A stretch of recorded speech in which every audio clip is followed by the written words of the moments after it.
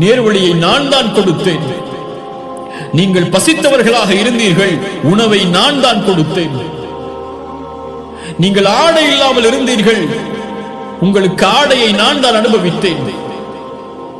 நீங்கள் இரவிலும் பகலிலும் பாவம் செய்கிறீர்கள், நான் தான் உங்களுடைய பாவங்களை மன்னிக்கிறேன்.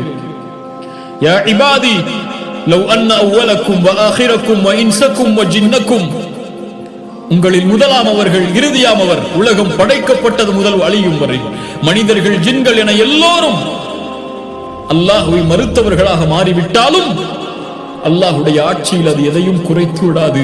மனிதர்கள் ஜின்கள் என எல்லோரும் அல்லாஹ்வை ஏற்றுக்கொண்டாலும் உலகம் படைக்கப்பட்டது முதல் அழியும் வரை அல்லாஹ்வுடைய ஆட்சியில் அது எதையும் உயர்த்தி விடாது என்று அல்லாஹ்வுடைய தூதர் ஸல்லல்லாஹு அலைஹி வஸல்லம் ஹதீஸில் குத்ஸியில் சொன்னார்கள்.